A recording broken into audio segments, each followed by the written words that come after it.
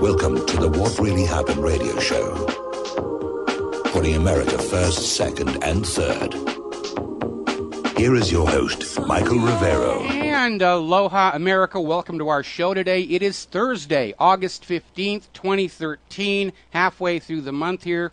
And, boy, it's a busy, busy news day. We have got so much to talk about today. The phone lines are open, 800-313-9443, 800-313-9443. Manny is sitting in our control room, twiddling the dials, keeping us out of trouble, ready to answer the phones when you call on in. And I want to start off today with a very interesting story. And this is over at antiwar.com. Basically, while speaking to officials at the U.S. Embassy in Brasilia, Secretary of State John Kerry started waxing eloquent about the hardships facing U.S. diplomacy, saying that the biggest problem the U.S. government faces is this little thing called the Internet. And he went on to say, the ability of people everywhere to communicate instantaneously makes it much harder to govern, makes it much harder to organize people. Now, of course, the Internet doesn't make it harder to govern and organize people. It makes it harder to lie to them and trick them into courses of action that people don't want to do. And that's what Kerry is really saying.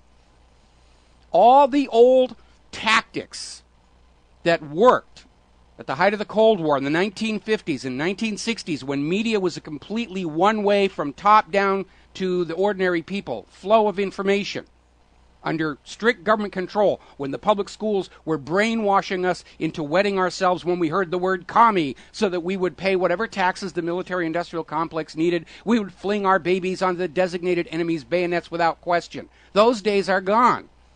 And the government is finally picking up on it. And Kerry's statement makes it very, very clear that the government has absolutely no desire and intention to change how it's doing its business. They want to go on being able to lie to the people with impunity about everything and have you believe it like loyal, patriotic little sheep.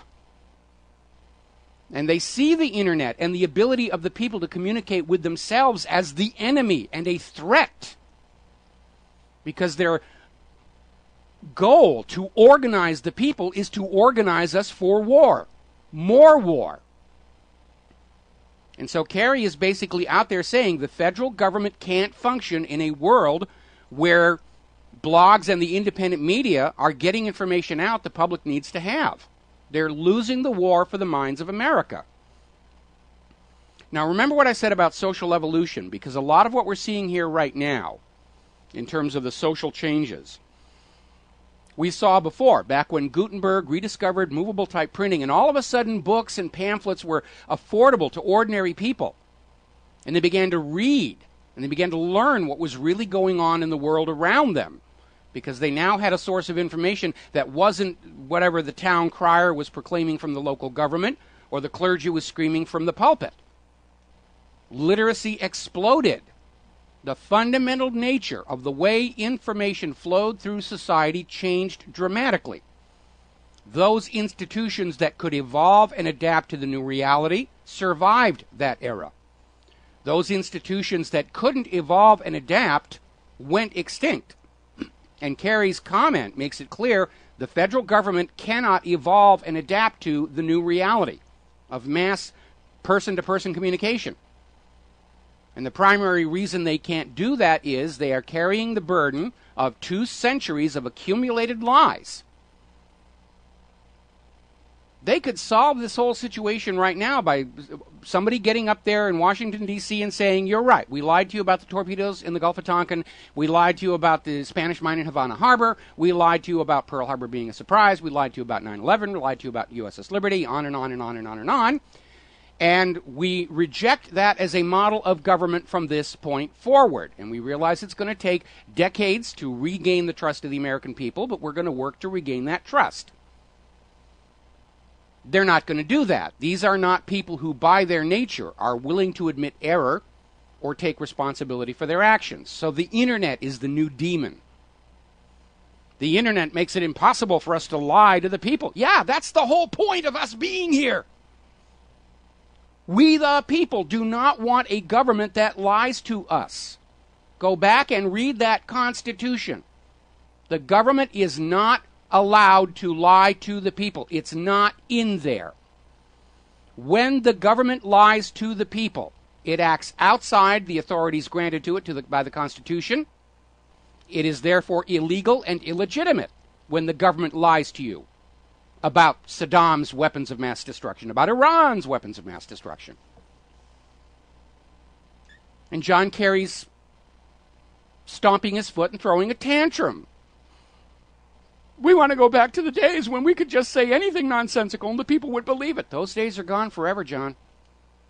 And the sooner you and your cronies inside Washington, D.C. realize that world you still dream of and lust for is gone forever, the better off we're all going to be.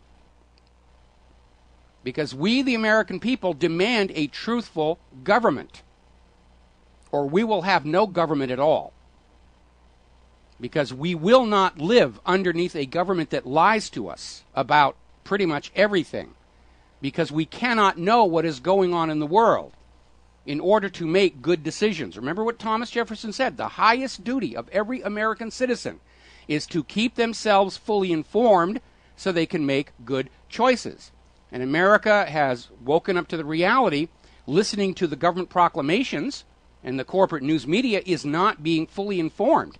It's a grand illusion to make you think you're informed without informing you, to make you think you're educated about current events without actually educating you, to feed you only those pieces of fiction that will lead you to decide of your own free will what the government wants you to decide. That's all mind control is. It's not rays and things with tinfoil hats and the rest of the thing. All mind control is controlling the brain by controlling what the brain knows. That's all it is.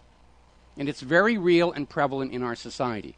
And so Kerry's throwing his little tantrum, oh, those gosh darn bloggers, we can't govern when they're out there pointing out all the lies and crimes and corruptions. Yeah, that's the whole idea. For society to find the means to correct itself. And in an age where it is clear the government cannot correct itself, and financial corporations can't or won't correct themselves, it does fall to we the people. And the first step to correcting the problem is acknowledging that there is one and discussing it amongst ourselves. And that is the whole reason the independent media is out here.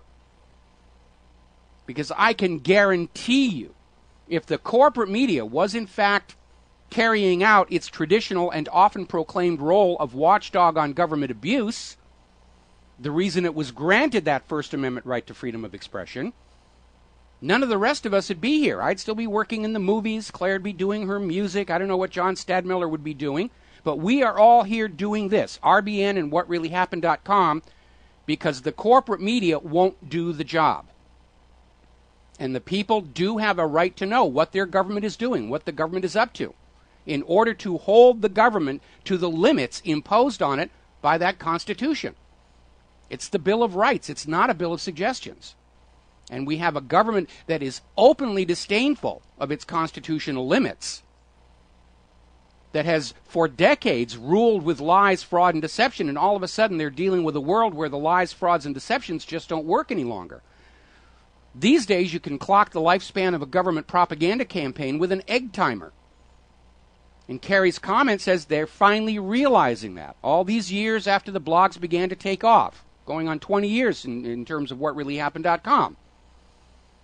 And they don't see their own behavior and propaganda and lies as the problem. That's just business as usual. It's those gosh darn people on the internet who won't go along with the propaganda. They're the problem out there. And that is why ultimately this federal government is going to go extinct, because they can't evolve and adapt to meet the new reality. We'll be back after these commercials. Aloha, America. Welcome back to the show. And speaking of the internet, just looking over here on the corporate media during the commercial break, they're running a story about how there's going to be yet another tax on your cell phones. Another tax. This is all this government knows how to do to solve its problems. We've got to have another tax. Tax this, tax that. And ostensibly, this new tax is to fund the installation of the internet in public schools. I'm sorry, I thought we had already done that. In fact, I remember seeing videos of Al Gore out there running the cable through public schools. I'm not aware of any schools out here in Hawaii who don't have internet. So this is another completely made-up crisis. Oh, the schools need more internet. At the same time, Kerry is saying the internet is the reason the government can't lie to us anymore. So I think they're lying again. This money's not going to go for internet for schools any more than the proposed carbon tax would actually do anything about the environment. It's just another cash grab by a government that is hopelessly in debt and using any excuse they can to take more away from the American people to prop up Wall Street and prop itself up. Even though under this Ponzi scheme, private central bank, which by design creates more debt than money to pay that debt, the debt can never be paid off.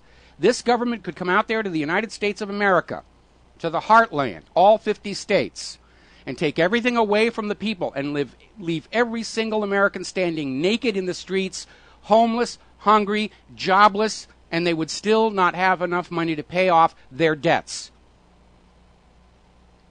It doesn't even matter which figures you believe, and apparently the true state of the federal government indebtedness is now very much up in the air. Do you think maybe they lied to us all about the total debt?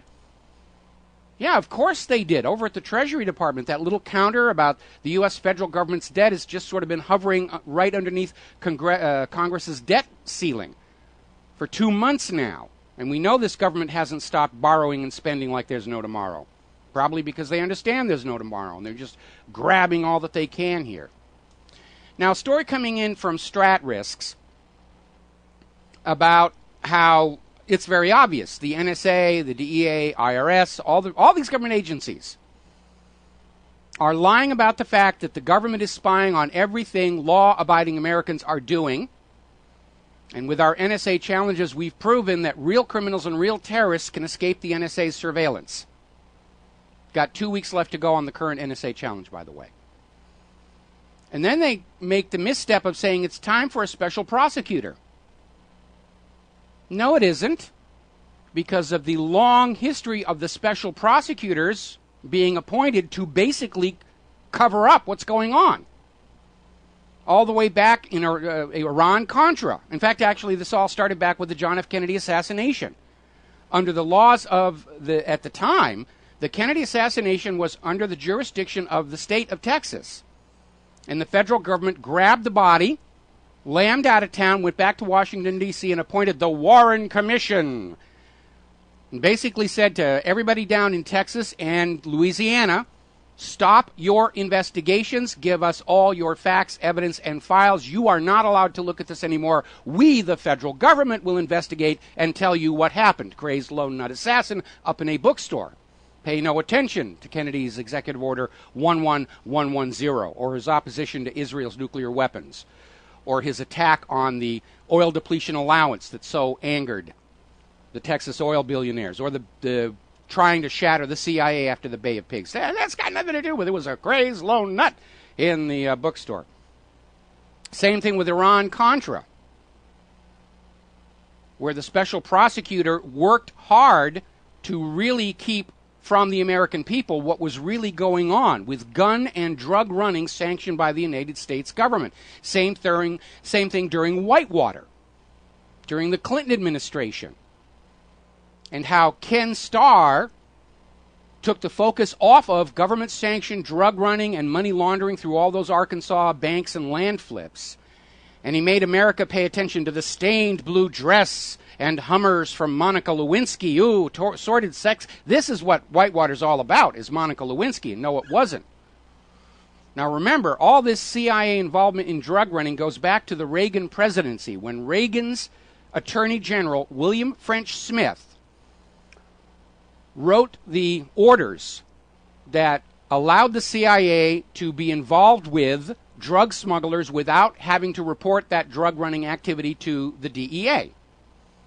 This document was called the CIA's license to smuggle. It gave the CIA an absolutely protected drug smuggling, gun smuggling corridor, which other drug lords and the CIA itself took advantage of. Who was William French Smith's assistant when he wrote this license to smuggle? a very young Ken Starr. That's why he was moved into the position investigating Whitewater, replaced the earlier prosecutor. He was in on this whole drug running thing for the CIA right from the start, and that was his job. Get everybody looking at stained blue dresses and not paying attention to government-sanctioned drug running and all the people inside the American political system who profit from it.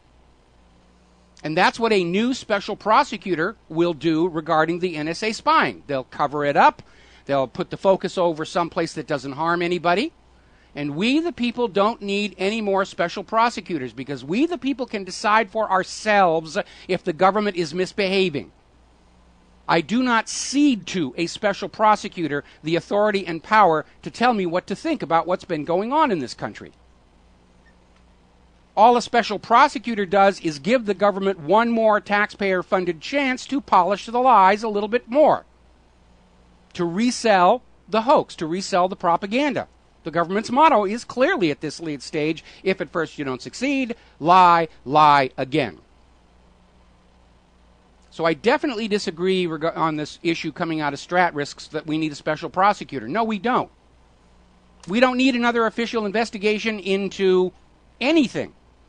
We, the people, have the brains and the information to decide for ourselves. That's what Kerry is so upset about.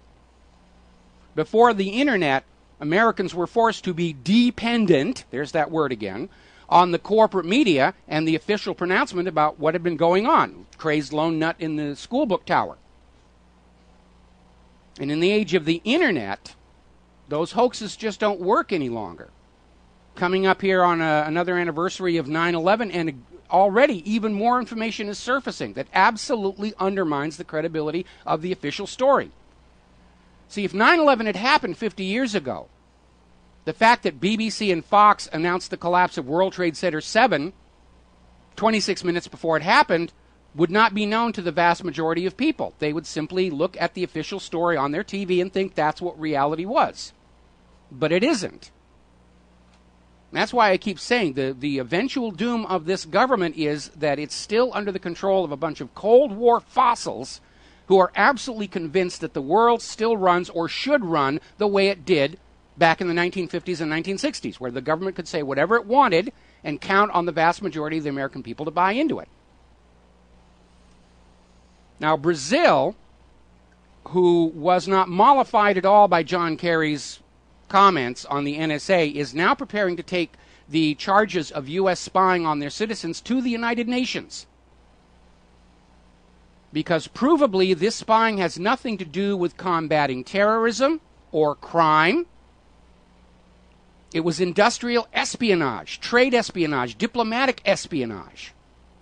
And nobody's going to go along with that. And now they're going to take it to the United Nations.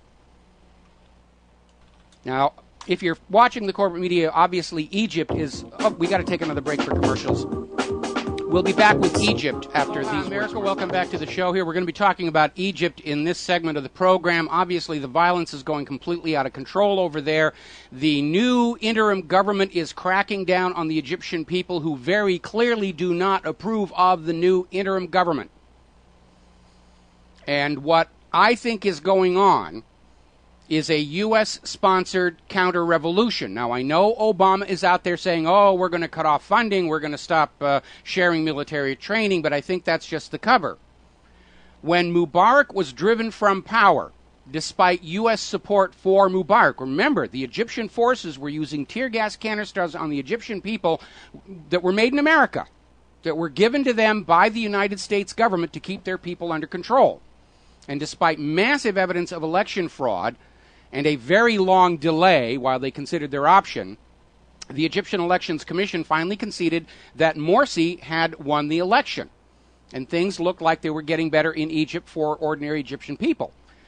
But Morsi was gaining in reputation because he was standing firm against influence by the United States and by Israel. And that made him very popular among Egyptians and others in the Middle East, but obviously put him on Washington, D.C.'s special high-interest targets list. And so all of a sudden we have this ginned-up counter-revolution and the U.S. government backing the Egyptian military to kick out Morsi under the guise of another popular uprising against an unpopular leader, but it's very obvious from the way the Egyptian people are in the streets right now that they wanted Morsi over yet another U.S.-imposed puppet regime. Now, the new interim government of Egypt has declared a national emergency for an entire month, meaning it's a free kill zone for the Egyptian people. And there seem to be a lot of provocateurs in there shooting in both directions to keep the people and the government shooting at each other. There's an article over at angerfan.blogspot alleging that it has pictures of CIA snipers at the Cairo University shooting the peaceful protesters. There's another video that surfaced from a cell phone video showing a civilian woman being shot in the back. So far, estimates are 525 dead, thousands injured. And I think this is a counter-revolution because, by golly, once you're under the control of the U.S. government, you stay under the control of the U.S. government. That's why after the Iranians kicked out the U.S. puppet ruler, the Shah, in 1979, the U.S. has been trying to find some way to get back in there. First of all, with that failed Iran-Iraq war, which is why the United States was giving Saddam Hussein chemical and biological weapons. And then that aborted attempt at a coup d'etat in 2009 that fell flat on its face. Meanwhile, the Egyptian Foreign Ministry is out there condemning other nations in the region, such as Turkey and Qatar, for their comments on what's going on inside Egypt, where very clearly this interim military government does not have the support of the majority of the Egyptian people. Basically what the foreign minister is saying, look, we're busy running cover for a U.S. counter-revolution, and we don't need more cooks tinkering with the broth around here. That's basically what he's saying. And, of course, Obama is out there saying, we deplore violence against civilians. This from the same president launching drone strikes into Yemen, Pakistan, and who knows where all else, 98% of which target civilians. So Obama's attitude seems to be that our violence against civilians is good, and other countries' violence against civilians is bad. And it looks to me like they may be setting the stage for a direct military intervention into Egypt, just as they're out there still trying to come up with an excuse for a direct military intervention in Syria. In fact, Dempsey, who just finished his kowtowing over there in Israel to their government, basically came out and said the U.S. mission in Jordan could last for years as Syria rages. Now, left to itself, the situation in Syria is rapidly coming to a close. The hired mercenaries are fighting amongst themselves over who's going to be in charge after they still apparently think they can win. Most of the Syrian civilians who originally sided with what they thought was a popular revolution have taken advantage of Assad's offer of asylum and amnesty, and they've gone back to the Syrian side. And Syria is retaking all this territory that was conquered by the hired mercenaries. They're thrashing around. This thing, if Syria was left to itself, this thing will be over by the end of the year. Al-Assad's forces are on the ascendance here. So if Dempsey's talking about a Syrian war raging for years, it's because the U.S. plans to go on in and directly intervene. Now, as I mentioned, Chairman of the Joint Chiefs of Staff, General Martin Dempsey, is touring the Middle East, mostly Israel. He met with top Israeli General Benny Gantz and Prime Minister Benjamin Netanyahu on Monday. That's funny. I thought Dempsey worked for the United States of America. But he went in to Gantz and Netanyahu apparently to get his marching orders about how they're going to get these wars back on track when the American people and the rest of the world recognize these wars for what they are, what the motive for the wars are, and we're tired of seeing our kids come back from the war zone in these cheap metal boxes, all to make the bankers just a little bit richer by forcing Ponzi scheme banking on the rest of the world. And just to make sure you understand who was giving the orders over there in Israel, their defense minister, Moshe Yaalon, has basically said, oh, it's time for U.S. military involvement in Syria.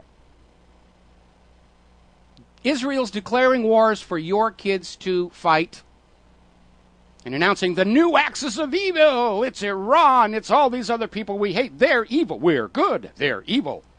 They were running Exodus again on cable TV last night. Anytime they start pouring out all that stuff about Nazis and Hitler and Exodus and the rest of it, you know Israel's going to crank something up here. Dempsey came out of his meetings with the Israeli leadership saying there are more and better options available on Iran, meaning we're going to bomb them because that's the only thing the U.S. government knows how to do. I got an option for Iran. Leave them alone. They haven't done anything to the United States of America. There is zero evidence that they are doing anything with their nuclear technology other than generating electricity, medical isotopes, and other benign, peaceful uses of nuclear technology to which they are legally entitled under the Nuclear Non-Proliferation Treaty, which Iran has signed and ratified, and the United States government has signed and ratified. And under Article 4 of the Nuclear Non-Proliferation Treaty, the United States is supposed to be inside Iran helping them build their power stations, medical isotope laboratories, and other facilities, which is a really good way to make sure there isn't a clandestine bomb factory underneath, the way Israel has underneath Dimona. So by ignoring Article 4, by using the threat of military force to coerce Iran into surrendering their rights under the Non-Proliferation Treaty, it is the United States that is rogue. It is the United States that is in violation of treaty obligations and international obligations.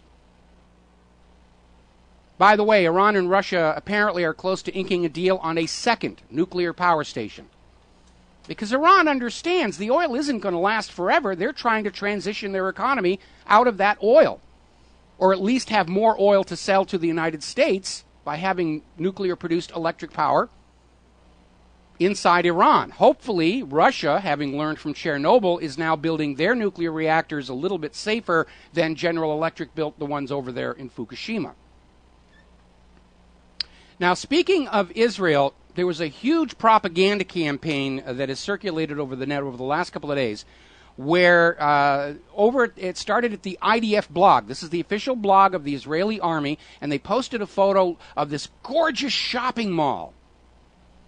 And it was captioned to say, look, all of those people who think that Palestinians under Israel rule are suffering extreme hardship, look at this shopping mall where the Palestinians in Gaza are just shopping for all this wonderful stuff. Doesn't that prove it's all a lie? Well, it actually was a lie, but not in the way Israel was trying to sell it, because it turns out the photo that they were promoting as being of a shopping mall in Gaza is actually a photo of the Metro Plaza shopping mall in Kolkata, India. They just went out, found this wonderful little picture and said, yeah, they'll buy that this is Gaza. And they put it out there and said, yes, it's Gaza. No, it isn't. Caught you in another lie. IDF, your pants are on fire. We're going to go to the phones here. Jim in Georgia, aloha. Welcome to the show. What's on your mind? Hello, Michael. I talked to you yesterday about mail, where you said they could put a chemical on it and see through it and read your mail. Yep. Now, what you can do is wrap it in tinfoil, and it can't do that.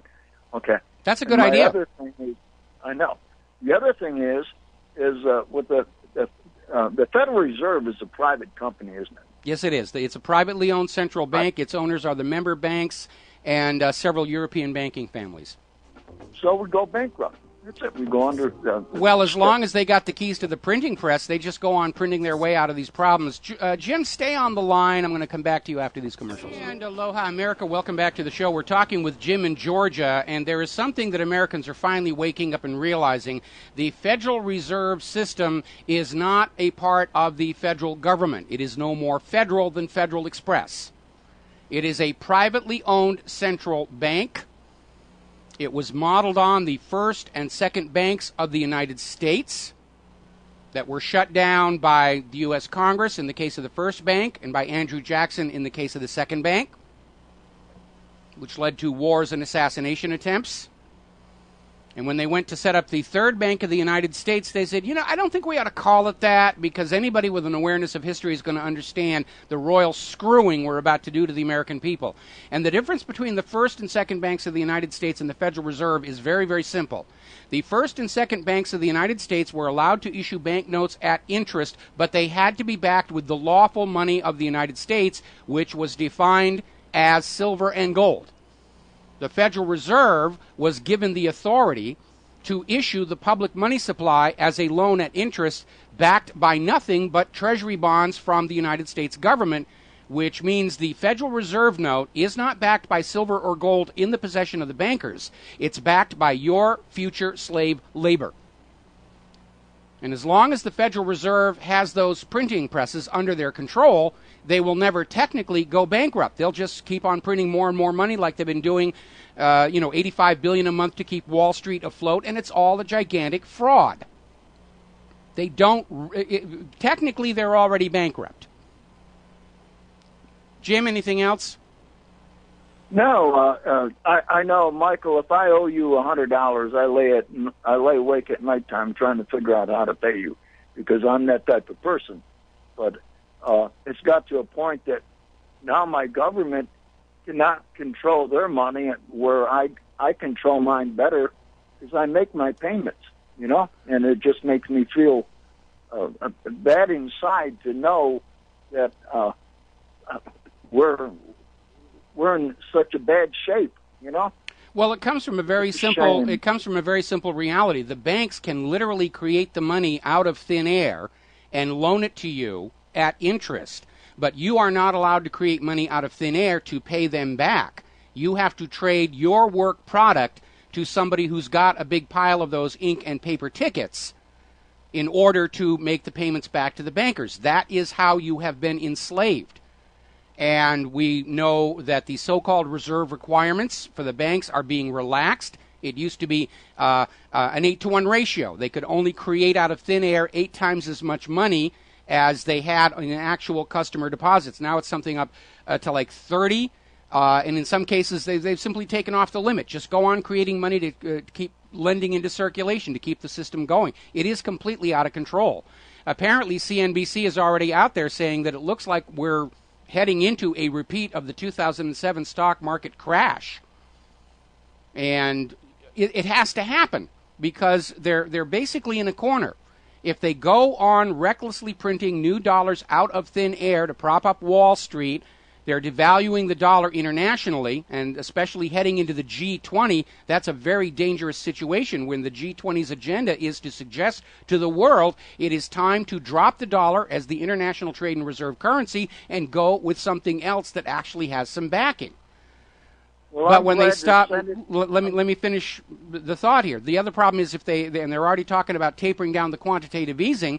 Every time they talk about it, the market goes down like it's down right now. And if the market crashes, all of these Wall Street firms that have been buying huge blocks of stock to keep the stock market propped up for political reasons and to discourage people from leaving the stock market and going off to physical metals or just taking the money home and keeping it there, they're all going to be instantly insolvent overnight. And we know what the Wall Street banks are going to do. Going to turn around to the government and say, we need another bailout.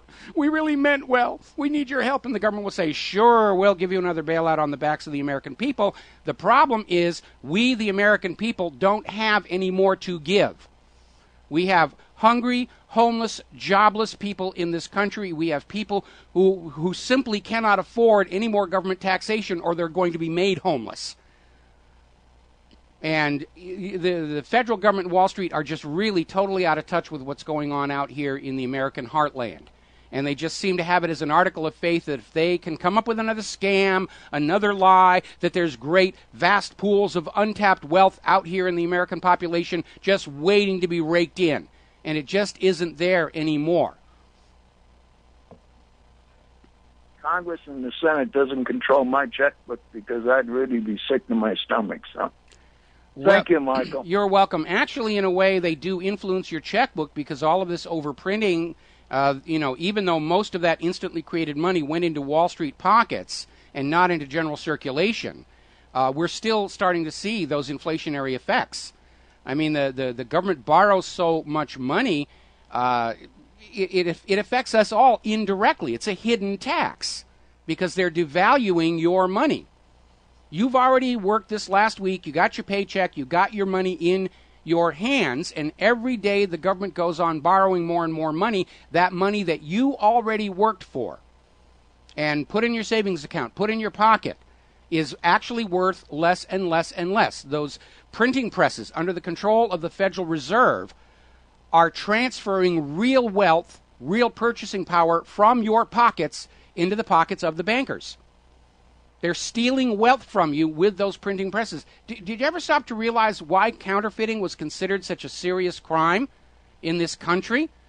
Because of its potential to devalue and debase the currency. And yet the Federal Reserve was given a license to do exactly that 100 years ago. And look at where the nation is right now. They still proclaim that the United States is the richest nation on earth, and maybe on paper it is, but all that wealth is concentrated in that 1% of the people who are beneficiaries of that legalized counterfeiting operation over at the Federal Reserve. By the way, I went back and found that video where Alan Greenspan basically says the Federal Reserve is above the law. It answers to no federal government authority, and we just reposted that video to the front page of whatreallyhappened.com.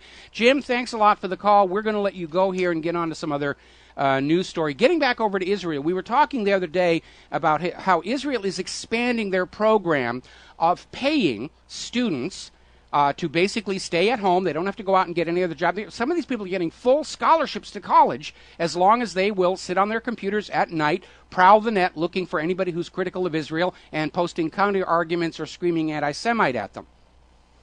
And I brought this up here again today because I wanted to hammer home the point. If Israel is doing this, openly and admitting that they're doing this, then the safe assumption is other governments, other government agencies, and corporations are also doing it, which would explain much of the continuing flood of posts and emails bashing me for my conclusions about human-caused global warming and the 9/11 plane at the Pentagon.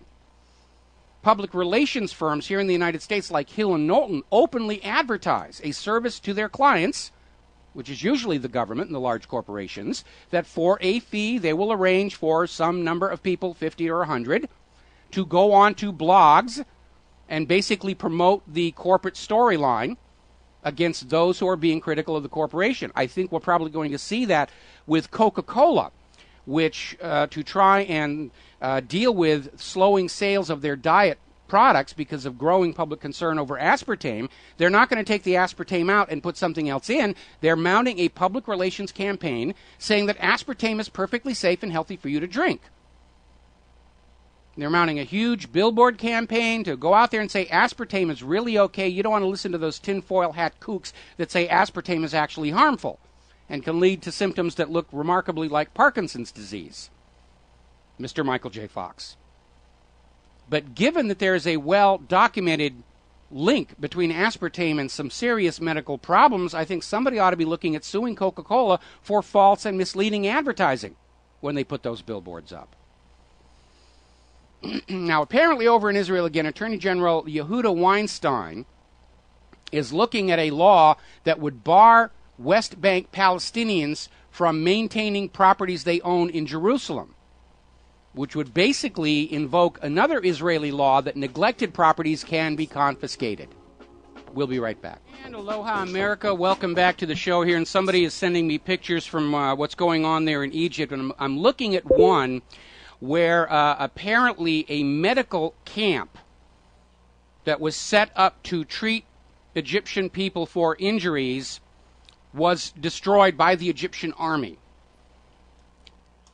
And I mention this because, as I was saying back when we were talking about whether or not what was going on in Syria was a real popular revolution or not, is that when you look at George Washington or Thomas Jefferson or the boys trying to kick out the British government, the last thing they're going to do is go into the colonial schools and doctors' offices and start killing people, because it destroys the popular support for your agenda, for change.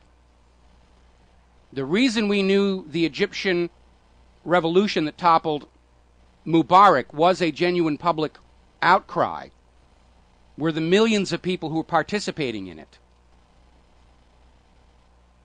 And they weren't attacking each other. They were attacking the government. Now we have the new interim military government of Egypt that ousted Morsi attacking the medical camps set up by the Egyptian people to treat the Egyptian people being injured in all this conflict.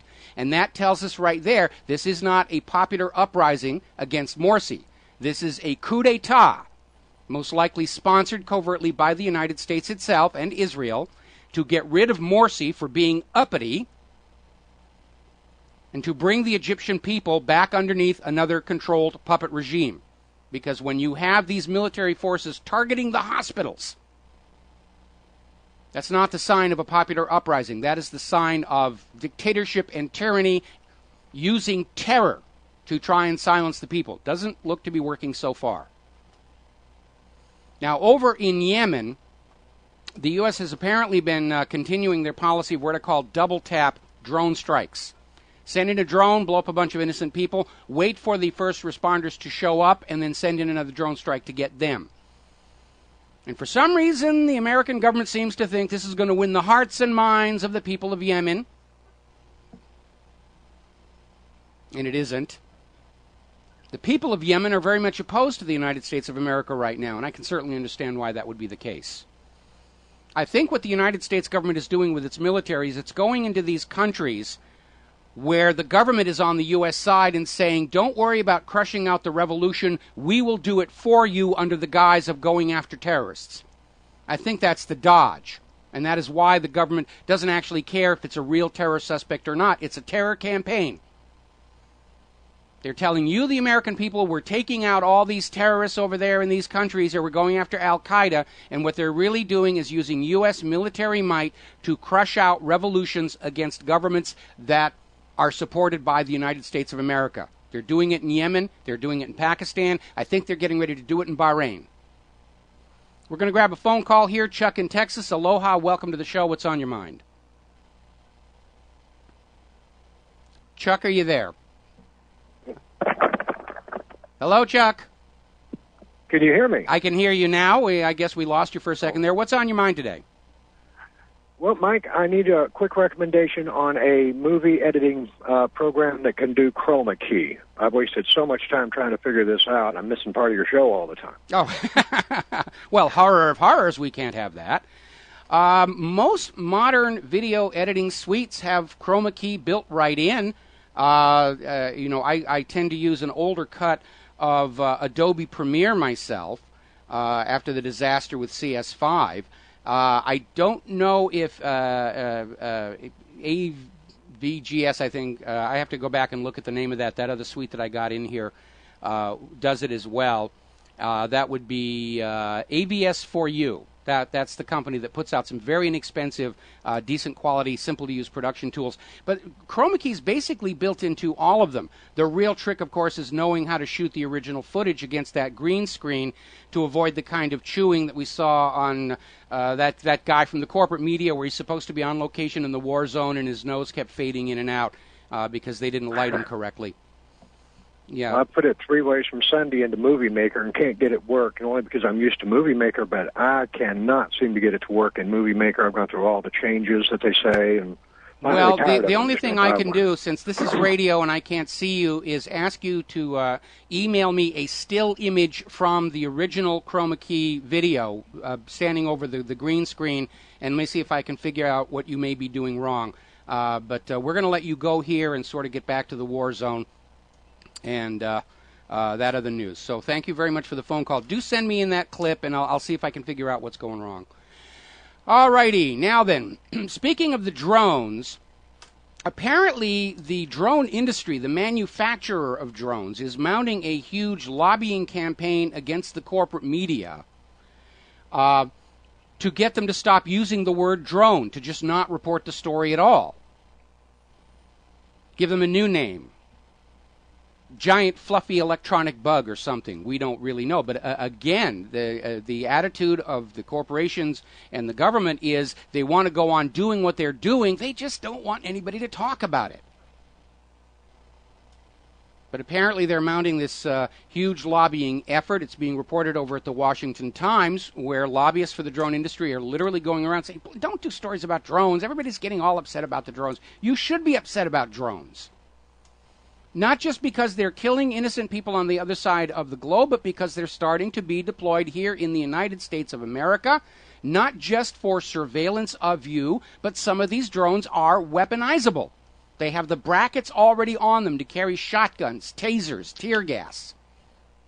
That is how afraid the government is of you. They are getting ready to basically treat the American people the way they're treating the Pakistanis and the Yemenites. Do what we say or we'll drone strike you.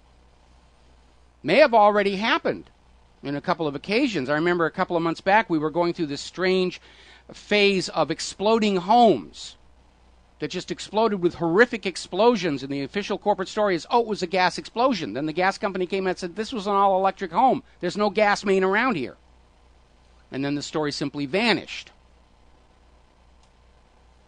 Now, getting over to Iran, and Congress is already out there screaming, we need more sanctions, and Israel's telling the U.S. Congress, you got to put more sanctions on Iran.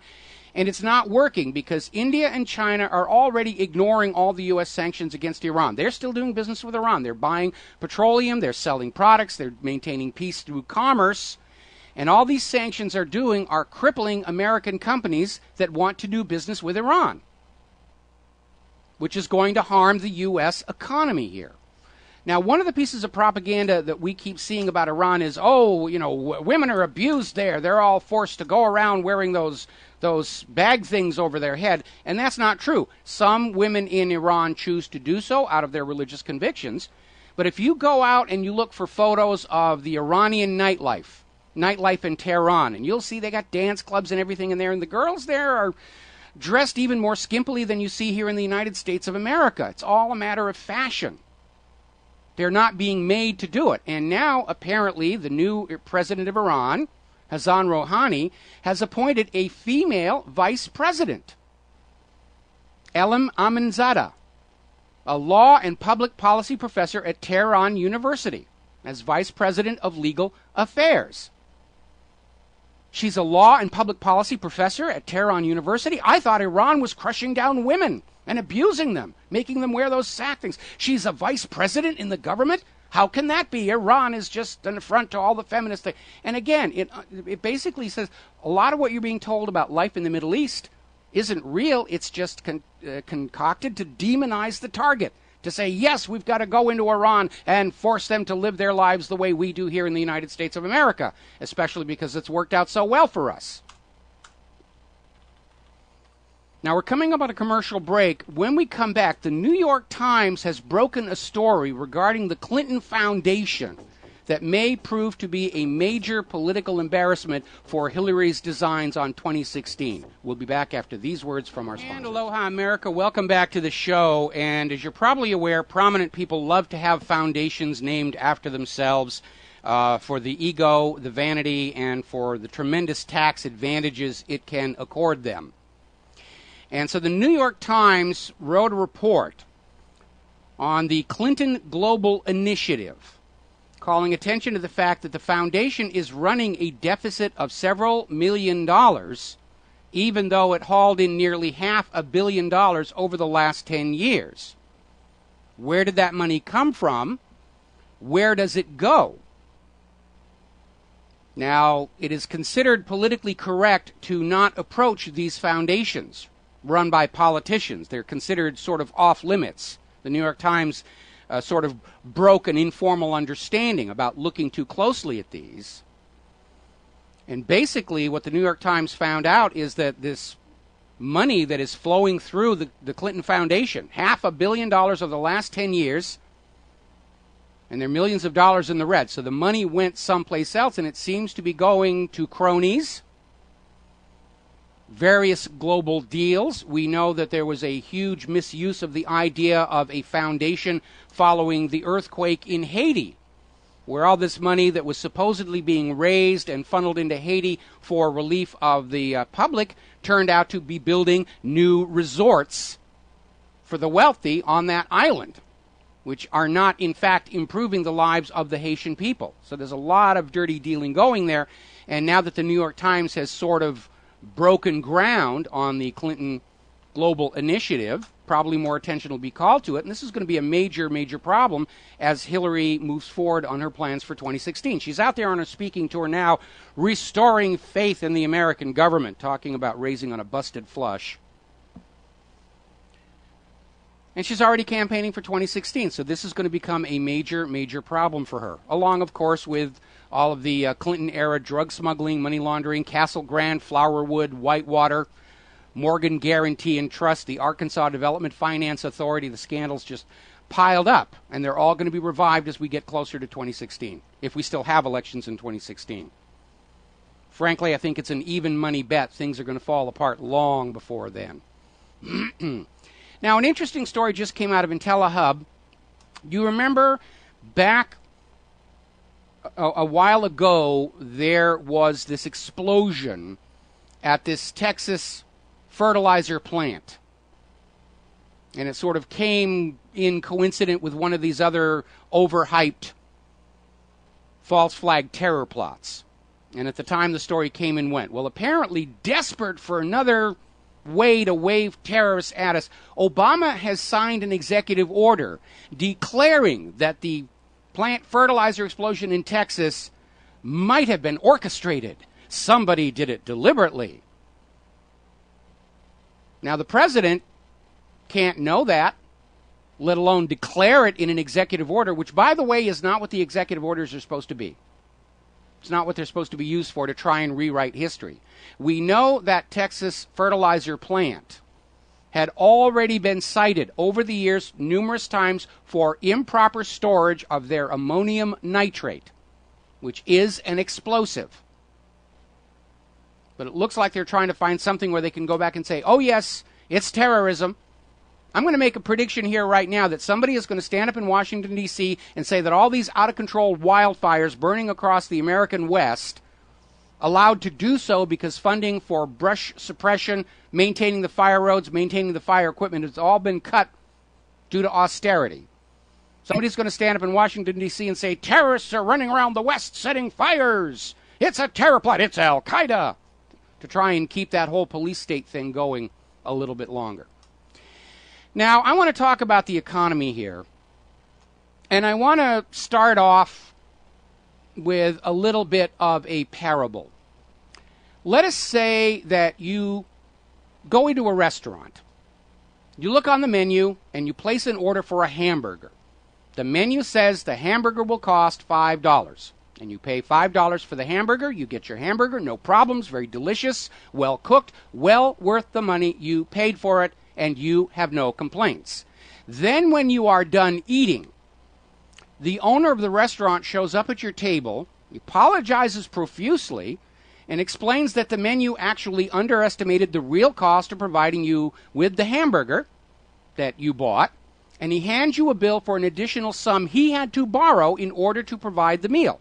Plus, of course, interest on that loan since the start of the meal. Your hamburger that you thought you were going to pay $5 for is now $7, and you are told you owe that $2, plus accruing interest. Are you going to pay it? Of course not. You, the customer, entered into a contract with the restaurant to purchase a hamburger for $5. That was agreed to by all parties prior to the transaction. If the proprietor of the restaurant has miscalculated the cost of meeting his agreed-to obligation with the customer, is the customer obligated to cover the shortfall? No, of course not. The proprietor of the restaurant is responsible for the error, and if he cannot meet his agreed-to obligations for the agreed-upon price, he should declare bankruptcy, go out of business, and make way for a new restaurant with better management. Simple, common sense. Now, let's imagine you live in a nation and you want some benefits from the government. And the government tells you the cost is $500 for the benefits, so you pay $500 in taxes. You get your benefits, no problem, well worth the money you paid, no complaints. Then after you've got the benefits, the government shows up at your door, apologizes profusely, explains that it underestimated the real cost of providing you with the benefits it agreed to provide in exchange for the taxes you agreed to pay, and hands you a bill for an additional sum it had to borrow in order to provide the services, plus interest since the start of your use of those services. Do you pay it? Of course not. You, the American people, entered into a contract with the government to provide you with certain benefits and services for the agreed-upon tax price, agreed to by all parties prior to the transaction. Now, if this government has miscalculated the cost of meeting the agreed-to obligation to the citizen, is the citizen obligated to cover the shortfall? No. The government is responsible for the mismanagement.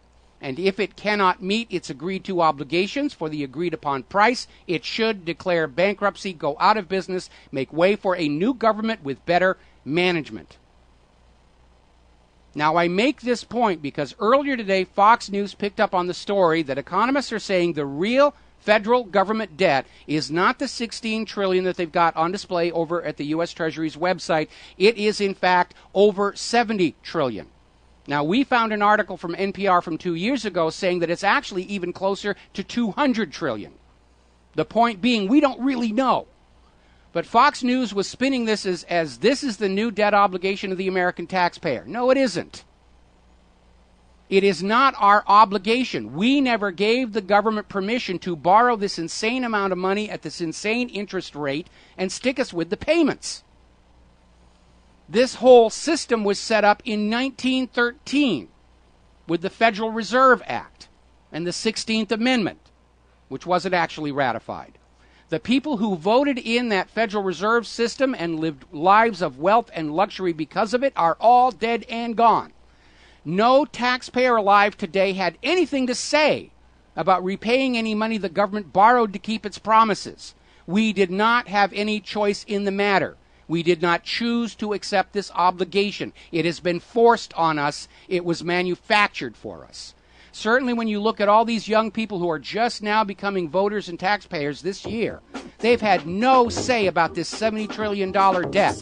And to curse them with it without their permission is indentured servitude or outright slavery. More when we come back. Hi, America, welcome back to the show. We're talking about the economy. We're talking about the fact that the corporate media is starting to pick up on the economists who are saying that the true indebtedness of the United States federal government, when you include all the off-balance sheet spending, is actually above $70 trillion with a T. I remember back in the early 1990s, there was a movement in this country called the Ultimatum Resolution that failed when they didn't get enough state legislatures to pass this, because if 3/4 of the state legislatures, let me back up here a little bit.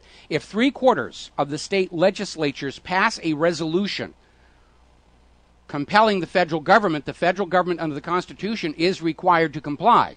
And the resolution that was being passed around was when the U.S. federal government debt goes over $6 trillion, the federal government will be dissolved. And they did get quite a few states who passed these resolutions, but they didn't get the necessary number. So even back then, we knew the spending was completely out of control. Now the officially acknowledged federal government debt is $16 trillion.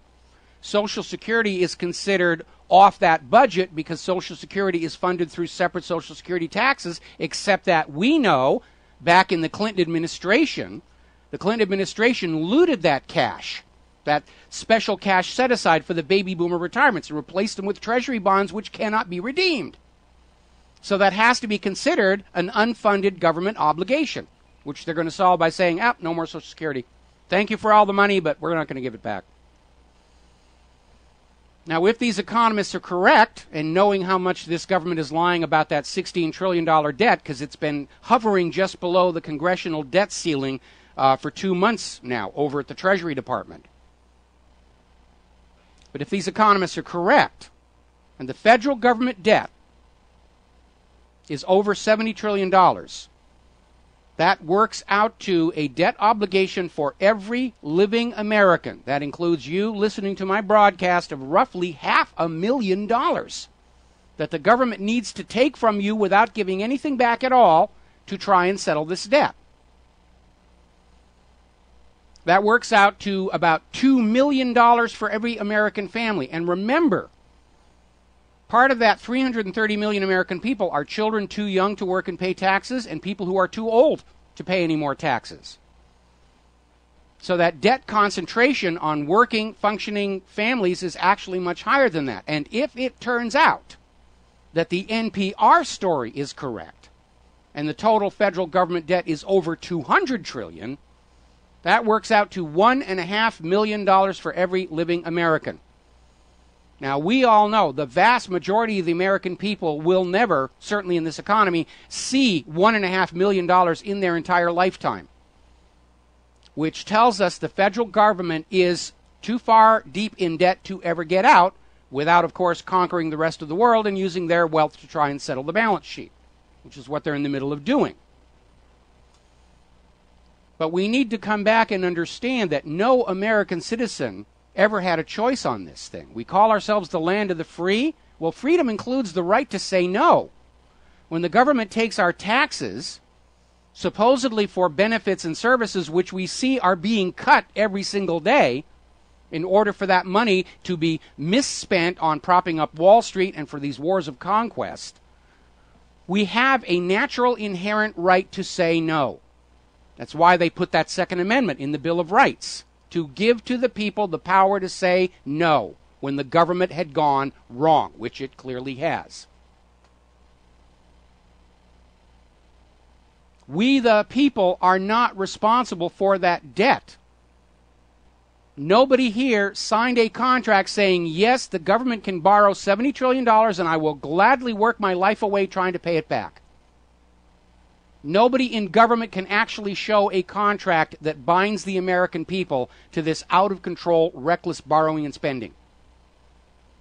And we got into this mess because of that Ponzi scheme central bank that by design creates more debt than money to pay that debt, and a Congress which habitually is only thinking about what they need to do between now and the next election, and what happens 20 years down the road, not our problem. Somebody else's problem. They kept kicking that can down the road. It's now so beat up it doesn't even look like a can anymore. Well, that far-off tomorrow that nobody was worrying about when they set up the Federal Reserve 100 years ago, it's here now today. And Fox News is out there trying to sell the idea that you, the American people, are somehow obligated and on the hook to work your lives away, turning over all your wealth to the government, getting nothing back at all in exchange for that money to try and fix this mess. No, we don't. The federal government got into this mess without our permission. They can get out of it or not without our help.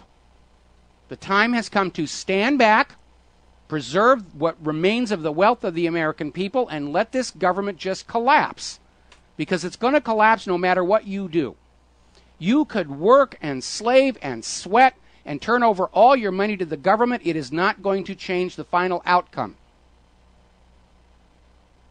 Because the American people, collectively, especially with our current reduced earning ability in this economy, can't pay it off. And the government clearly is just going to go on maintaining its policy of borrowing and spending and borrowing and spending and borrowing and spending, and I only have to look good till the next election. Until finally we hit a crisis where there is no next election. And we start implementing the blueprint for the new America. And learn from these horrible, horrible mistakes and crimes from the last 200 years. Especially the last 100. Now, one more point. We know that vote fraud is epidemic in the United States of America. It's not just an occasional stolen election. It is widespread. If you have never seen that HBO documentary, Hacking Democracy, you need to go out and find it. I think you can get it on HBO On Demand. You can certainly buy the DVD. It focuses on the work of Bev Harris and a website called blackboxvoting.org, and if you have not visited that website, please do so. The question is not what elections are being rigged in this country, it's what elections are still honest. And the answer is depressingly very few. And that brings us to another point. If we, the American people, did not actually vote for this government, why are we obligated to pay their bills? Because of this mandated electronic voting system, which is proven to be open to hacking and fraud, and by design does not have any internal auditing system to check for fraud. We have a government that claims authority over us because the TV said they won the election, but they can't prove it. This government cannot prove the honesty, accuracy, and fairness of the elections by which they claim authority over the people. And if they can't do that, why are we on the hook? If that government can't prove they were honestly, legally elected, then we, the people, are neither legally nor morally obligated to obey their dictates, certainly not to pay their bills, and certainly not to throw the lives of our children away in these pointless wars of conquest. Over at RINF.com, they have a story that True the Vote just released evidence of 173 more cases of alleged interstate voter fraud. It's epidemic. Go see blackboxvoting.org. The elections in the United States are not honest. Do you know that in the national elections there actually is no government or citizens mechanism for counting the vote? It's all tallied up by the Voters News Service. Now, they change their name every once in a while to try and obfuscate what they're doing, but it's the same group. It is a private company owned by the TV networks and a couple of key newspapers, the New York Times and the Washington Post. All the election results from the local districts are sent into this private company, which is free from any oversight, and they turn around and tell the TV networks this is who won. And they have been caught rigging elections time and time and time again. But if you go in there and say, I would like some civilian oversight, I'd like to watch you count the vote, they can have you arrested and thrown in jail.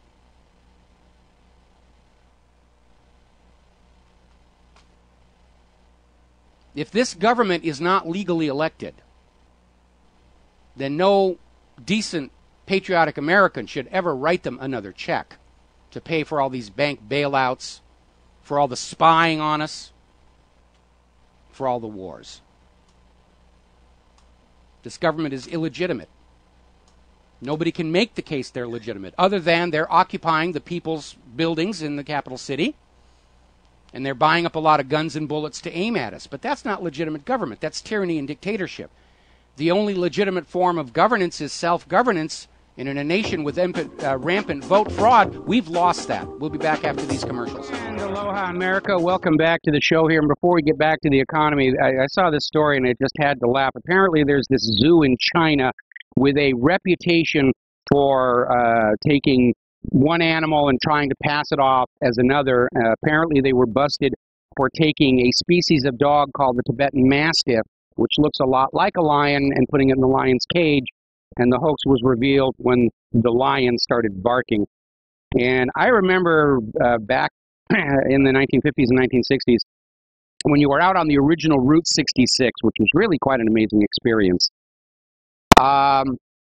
you'd see these little roadside attractions that would claim to have a really dangerous animal, and you'd pay your admission, you'd go and you'd realize it was some barnyard animal with decorations stuck on them. And you sort of expected it from that kind of roadside attraction. But for an entire city zoo to be playing these games, it's rather embarrassing. Anyway, getting back to the economy here, Russia Today, specifically Abby Martin, came out with a video that is worth watching that asks the question we have been asking for months now. Is the actual gold bullion supposedly on deposit at the New York Federal Reserve still there? And this is a follow-up to what is going on between Germany and the Bank of France and the New York Federal Reserve regarding Germany's gold bullion. Germany has half of their gold bullion supply, in theory, on deposit at the New York Federal Reserve. Remember, not too long ago, they asked for it back from the New York Federal Reserve and the Bank of France, and they got the stall. Bank of France said it'll take 5 years or so. New York Federal Reserve, it's going to take 7 years before we can send it back. Now, when you go down to the bank and you get your money out of your savings account, they generally don't make you wait, unless it's a really huge amount of money, but basically it's there. You're able to get your money out of the bank on demand. The same thing should be true of the gold bullion. After all, it's just sitting down there in the vault, for which Germany is being charged storage fees, I might add. And then, of course, 1 week after the Bank of France told Germany they couldn't return their gold bullion, they invaded Mali, which happens to be Africa's third largest gold-producing nation. But gosh darn those Malians, they'd been trading their gold to China for products and stuff. They didn't want to send it to France and the United States for piles of ink and paper that can't be traded for anything worthwhile. So we have to invade Mali and get them back in the game plan. Well, apparently Germany was a little unhappy at this stall, and they sent a request to the New York Federal Reserve to inspect their gold, supposedly in the vaults of the New York Federal Reserve, and the New York Federal Reserve said no. We will not allow you to look at your own gold in our vaults. Germany pressed the issue, and finally the Federal Reserve said, we will let you peek in the door of one of our vaults. Now, supposedly, Germany's gold occupies 9 vaults in the basement of the Federal Reserve. And the Federal Reserve told Germany, we will open the door on one vault. You can look in, You can't go in, you cannot touch the gold bars. Now remember, these are, in theory, Germany's gold bars. I think Germany's going to be very, very nervous because, remember, it was Germany that first discovered these gold bars floating around the world with hallmarks from American financial institutions that had tungsten in their middle. So once again, the question is, have these giant money junkie banking centers, these bullion banks, been playing fast and loose with other people's gold? The answer pretty much obviously has to be yes. The volume of gold needed to satisfy all these gold futures contracts that are being sold to keep the price of gold down exceeds the world output of all the world's gold mines. So they got to be getting it from someplace. And so what the New York Federal Reserve appears to have been doing is they'll say, yes, we'll store and protect your gold bullion here in the United States of America, for which you will pay us a monthly vaulting fee. Then they turn around and lease that gold out to the gold bullion dealers to make good on these gold futures contracts, or simply to dump onto the market to suppress gold prices, for which they get a fee. And now they can't get it back. And that's the real problem about what's going on. We're just going to take a phone call here. Scott in Wisconsin. Aloha, Scott. Welcome to the show. What's on your mind? Hi, Brother Mike. I love you. You're so woke up, man. Hey, Mike, I wanted to talk about the debt pie. And what I mean by that is, you know what, Mike? That 70, what they said today is dog vomit. That's probably the interest that we pay alone on Fannie Mae and Freddie Mac. The interest. I wanted to talk about, what about the unemployment debt? Well, before we go to unemployment, I want to back up here. I think the fact that we have a $16 trillion number over at the U.S. Treasury, economists being quoted on the corporate media saying it's $70 trillion, and that NPR article from 2 years ago saying it's actually $200 trillion, we don't actually know. The government is not being straight with us. All they do is say, keep giving us money, keep giving us money, keep giving us money. We can't pay you Social Security. We can't take care of the roads, can't take care of the schools, can't take care of any of that stuff. But we need all your money to give to Wall Street. They're not being straight with us. And yes, they're lying about the unemployment numbers as well. Well, exactly, Mike. And then you go on to the war debt. And then the debt that we owe to the other countries like Japan and China. And you talk about the college debt. You're right. They're not giving us the real numbers. I'll tell you what, if we knew the real number, we'd probably go back and make a hole and dig ourselves in the ground. Because I'm telling you right now, with the war and with these other countries that we have borrowed money from, the number's just staggering. And you're right. The numbers that they're throwing back at the people saying, oh, yeah, you're responsible for this. The only way, like you said, this is going to go right out, going to bleed out either peacefully or roughly. And it goes back to what I was saying the other day talking to you. I would like it to collapse, which it's going to classify itself if everybody holds still. Yes. But the question is, with all them buying all that ammunition, will it? So, Mike, thanks for taking my call, and you take care and have a good day ahead of you there, bud. All right, thanks an awful lot. And again, the reason the government is buying all that ammunition and all that firepower is they're preparing for war against the American people and against the 50 states, because they're not willing to walk away from their lives of privilege and power just because they screwed the country up. The attitude is, we'll go on ruling and living these rich lives of luxury, power, and privilege, and somehow we will get the American people to pay for it all. We can't, because the part of the equation they forgot is that you can go on taking money away from the American people as long as you create a system in which the American people can go on trading their labor for decent payment, with which to then turn over to the banks or the shopping malls or the car companies or whatever. But when the entire mentality is grab all the money to ourselves and we don't care if people can earn a living or not, obviously you have set the stage for a major collapse. We're going to grab one more phone call before the top of the hour. George in Hawaii. Aloha, bra. What's up? How's it, brother? Hey, Mike, I got to tell you, you got to do stand-up comedy. When you said that the Germans, in theory, own that gold, I'm still laughing at that, because let me tell you about gold. Either you own it or you don't. There's nothing to theorize over that.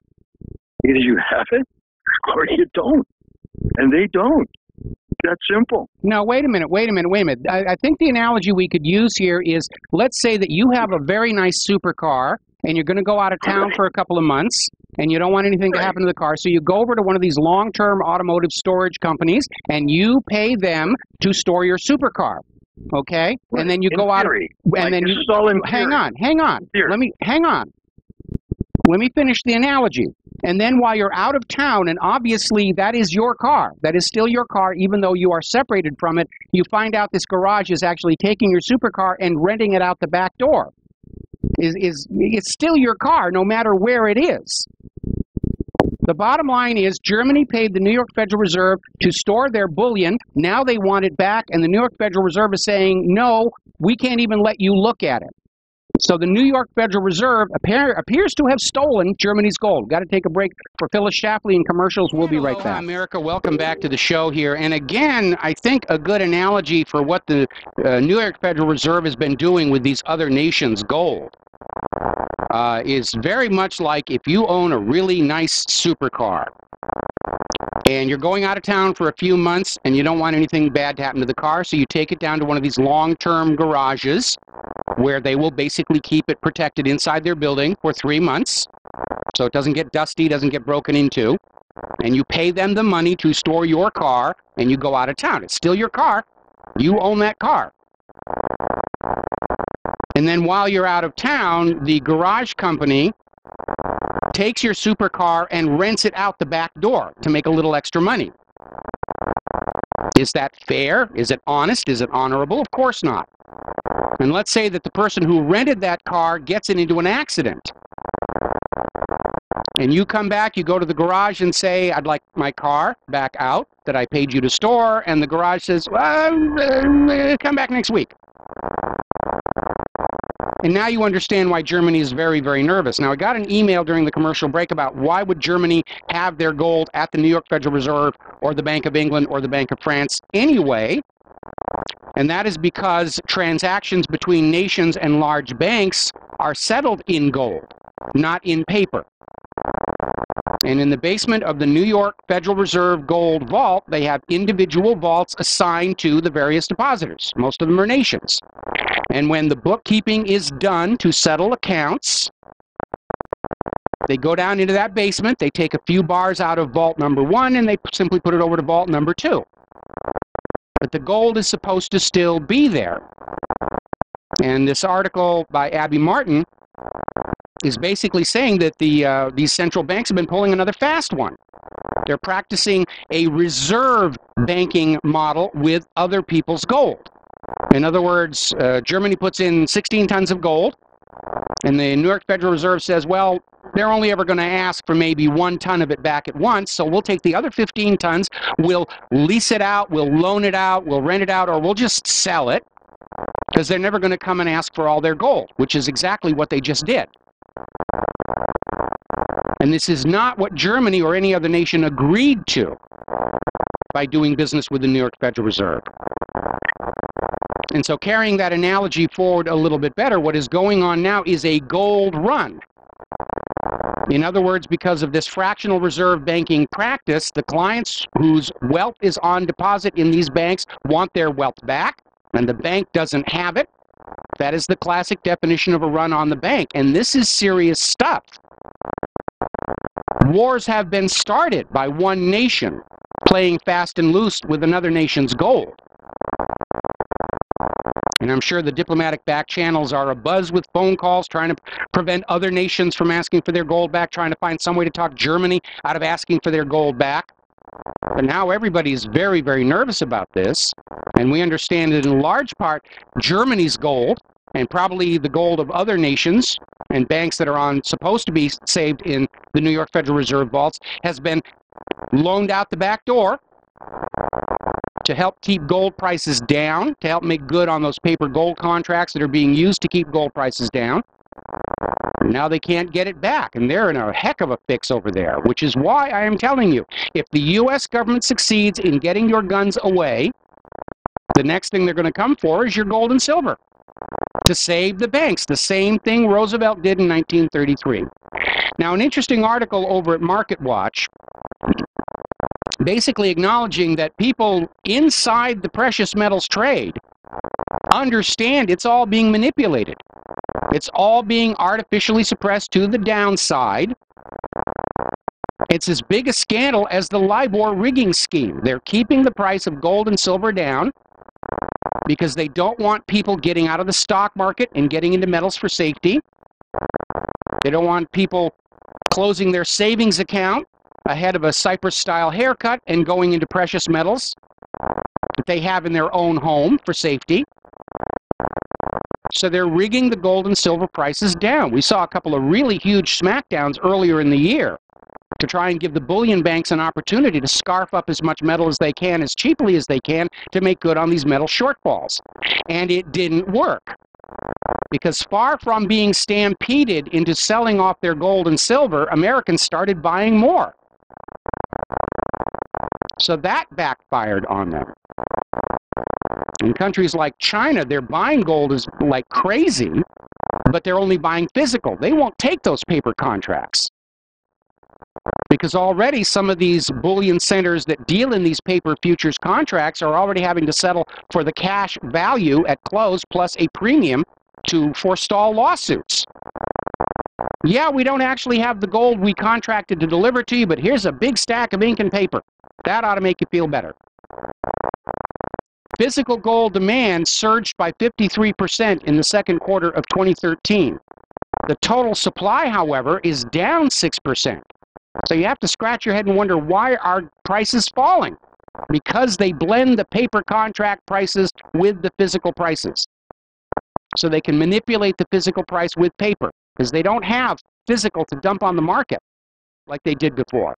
They're out of the physical, so they tangle it up with the paper contracts, overprint the paper contracts, and hey, when it all comes due and crashing down, it's somebody else's problem. Now, according to Kitco, gold prices are on their way back up. They're at a 7-week high from people buying for safe haven storage of their wealth. The stock market just ended its second day with another triple-digit loss on the Dow. Things are starting to happen.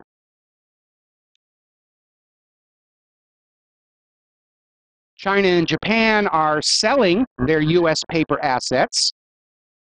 Foreign Treasury holdings of U.S. Treasury bonds are at a low point. Nobody trusts the Treasury bond anymore. Remember, it used to be the safest investment in the world, good as gold, because we've got millions of Americans who will work themselves to death to redeem those Treasury bonds. And now the rest of the world is understanding there are not enough living Americans earning enough money to ever make good on all those Treasury bonds. There's a Treasury bond bubble out there. And when it bursts, the party is over. So, confluence of events. A lot of people feeling very, very nervous. The plunge protection team can't keep that market up. Now, over in Congress, House Oversight Committee Chairman Darrell Issa is saying that basically this latest scandal with the IRS targeting and harassing political opponents of the president has broken the trust of the American people. And he's absolutely correct. Not that there was a lot of trust left, because there wasn't. But we're seeing the income tax machine not as raising revenue for a government that is simply spending more than it can ever take in anyway, but being used as a tool of political repression. And we did see this before.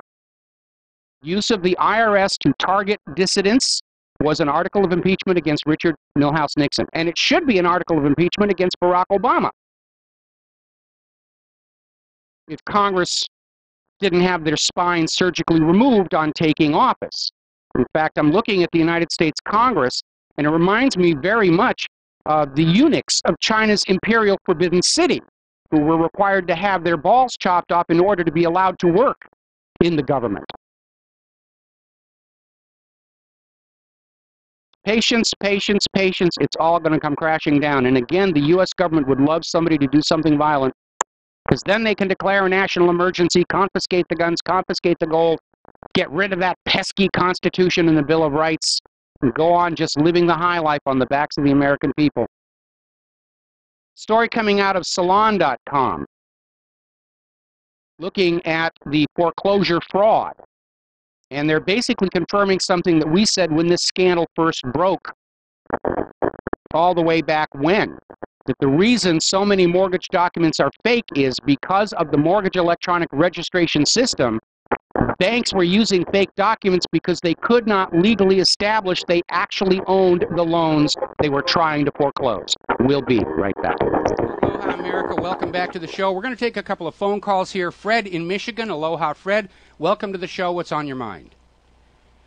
What's on my mind that haunts me is when I heard DHS, FEMA had contracted with USSR's military, perhaps Spetsnaz, to come over here.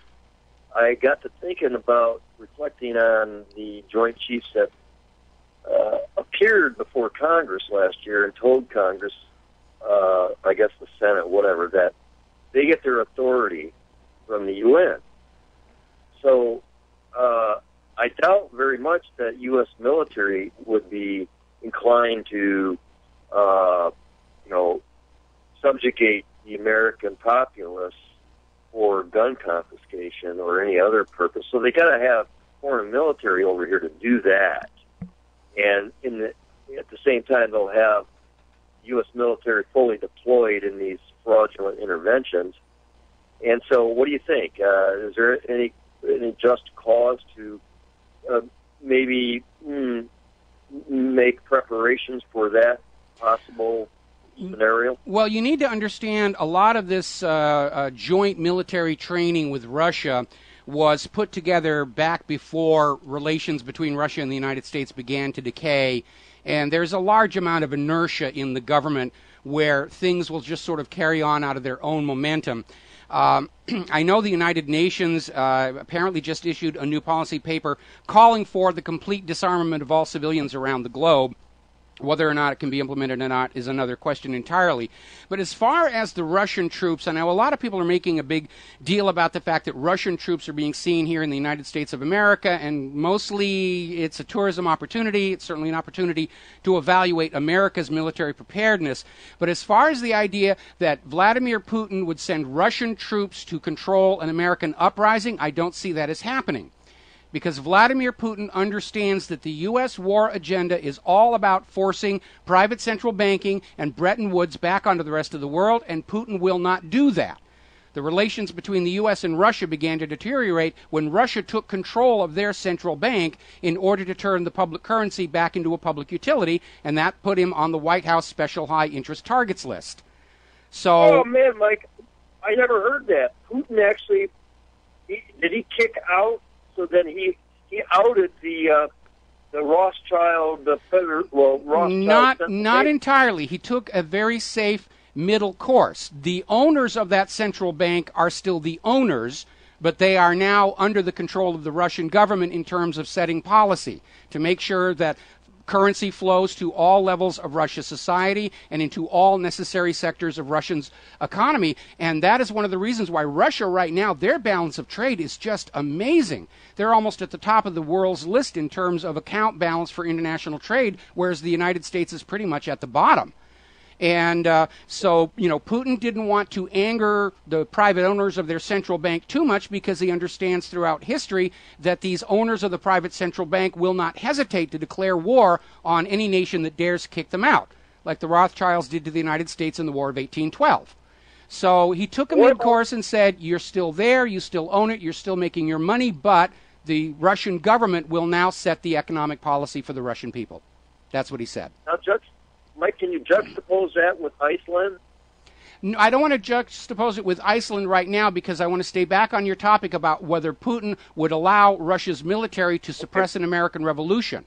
Putin understands that by taking control of Russia's central bank, by supporting the idea of a different international reserve and trade currency than the dollar, that he has set himself up for a potential conflict with the United States, sparked in Syria or Iran, but it's there.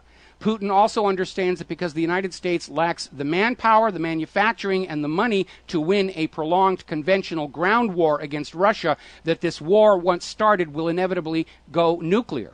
Putin understands that right now the best way of preventing a nuclear world war rests with we, the American people, who are standing up to the U.S. government and saying, please don't go down this path. And so Putin would not do anything involving the Russian military to interfere with the American people standing up under the First Amendment and saying, we think this government is wrong. And I hope you're right. I hope you're right, Mike. Well, as far as Russia helping to put down an American revolution, yeah, I'm pretty certain that's not going to happen. All right, my friend. Well, sometime maybe you can talk about Iceland and what they did over there to those rabid bankers, eh? Well, they threw them in jail. They kicked out the government that helped them do it. Iceland's economy is booming. They've got the lowest unemployment in the entire world right now. American corporate media doesn't want you to know that. In fact, they're trying to spin this idea out that Iceland isn't doing all that well. Really, they gained absolutely nothing by throwing their bankers in prison, so that's the reason we're not going to do it here in the United States of America. Oh, man. I might have to Iceland. Well, place you might want to live is Austria because, there are 24 nations on Earth where the government mandates vacations for all workers. Austria is the everyone always jokes about how everybody in France takes the month of August off. Austria even has a longer mandated vacation for their workers than France does. And the United States is not on that list at all. The United States does not mandate vacation for workers. The official U.S. policy is work them until they drop. Anything else, Fred? So much. Okay, we're going to switch over to Kyle in Philadelphia. Aloha, Kyle. Welcome to the show. What's on your mind? Mike, earlier you were speaking about the debt, and you spoke very well and very informed. There's just one or two things that I think you forgot, and that is that, first of all, there's no reason for there to be a national debt. I agree. If you ever watched the miniseries John Adams, there's a scene right after the Revolution where Alexander Hamilton goes into we should get a national debt to establish credit, and John Adams speaks very eloquently that there's no need for it and we shouldn't have it. Mm-hmm. Furthermore, all of our taxes, every single cent that we pay, doesn't go to roads or social funding or anything like that. It goes strictly to put money into private people's pockets. And furthermore, the most shocking thing about the debt is that John Nash proved, the guy from A Beautiful Mind, that his theory, game theory, a much better economic theory that states if we all work together for the betterment of our country and not for the benefit of ourselves, everybody comes out much more ahead than if we all scrambled to take what we could for ourselves. So the only reason why we had a national debt is so that rich people can get richer. That's exactly right. That's exactly right. Now, for those who are not familiar with it, and you ought to be, the HBO miniseries that Kyle is talking about on John Adams is well worth watching, and in fact, my lovely wife Claire bought me the DVD set as a Christmas present, and we do watch it over and over again. And it does actually document the fact that Alexander Hamilton was the private central banker's man inside the United States government. That's why they put his face on the $10 bill. And he fought furiously for the U.S. government to abandon its policy of government-issued interest-free, debt-free money and go back into that European system. And met with a tremendous amount of hostility. It was one of the issues that ultimately led to the duel between Hamilton and Aaron Burr. So, again, the banks cannot stand the idea of a nation that is operating with its own currency free from debt to the bankers. And they will do anything to end that, including trying to assassinate Andrew Jackson, assassinating Lincoln, assassinating Kennedy, to keep their little debt slave system going. Now, as far as the idea of the accumulating debt being out of control, yeah, the amount of income tax paid by the American people doesn't even cover the interest on the outstanding national debt. We have to take a break here. Kyle, thank you for the call. We'll be right back after these words from our sponsors. Hello, hi, America. Welcome back to the show here. I'm looking at the email coming in. Somebody said, I wonder how much the debt clock goes up during the few hours your program runs, and I guess that all depends on whose clock you're watching.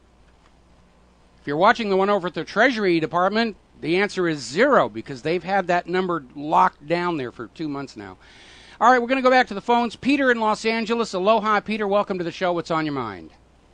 Yeah, hi, Michael. I'm just calling up to talk a little bit about what that guy who talked about the Russians and foreign troops in the United States and the position of the U.S. military that he was talking about in case of whatever, really. But the first thing is no American president would ever allow, certainly not Russian troops, but I doubt any foreign troops.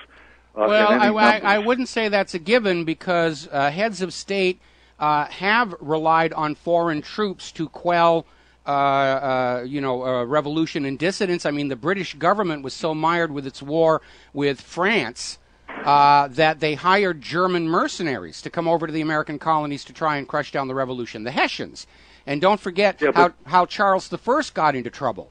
By using Scots. Right, no, I understand, Michael, and that's what happened. Look what happened to Charles I. Yes. And also the British never did that to their home islands. They never had foreign troops on their home islands, with the exception of America, basically in World War II. But what I was going to say is that there a lot of people put a lot of hopes in the American military as being basically an institution that will ameliorate our government's despotism. And I want to point out that our foreign policy is basically Pentagon-based. The NSA, for instance, is an Army organization. It's headed by an Army general, always has been. Our intelligence system is basically, it's more military than civilian now, has been for the last 10 years. As somebody who has spent many years in the military, it's a far different institution than it was when I came in as I'm basically your age, Michael. The very last year of the draftees went to OCS and spent 30 years in the military. So I went through the volunteer army, a draft army. I've seen it all, but I've also seen this one. I've been to Iraq and all that sort of thing, and this is an army that is small, that is very divorced from the population at large, that has a lower education level than we have had in the past. Yes. It's been largely overseas. It's even physically disconnected. A lot of these guys have been 5, 6, 7 tours overseas in the last 10 years. I wouldn't look for them to be certainly not the high command, and I wouldn't be overly optimistic on what you would find even in the middle ranks. Well, I'll agree with you about the high command. The government has been either retiring, resigning, or suiciding anybody in the military high command who might oppose the agenda. But as far as the rank and file, if what you say was in any way, shape, or form true, then why is the government trying to adopt a policy of presuming all returning veterans to be mentally ill in order to strip them of their Second Amendment right to keep and bear arms? It's because and that's a valid point, Michael. But you also have to realize that they're at a point, a hyper paranoia where they're looking for threats under the bed. I mean, as you well know. Yes, they're definitely doing that. But on the other hand, all they're going to find under my bed are dust bunnies. So they've gotten these guys in these multiple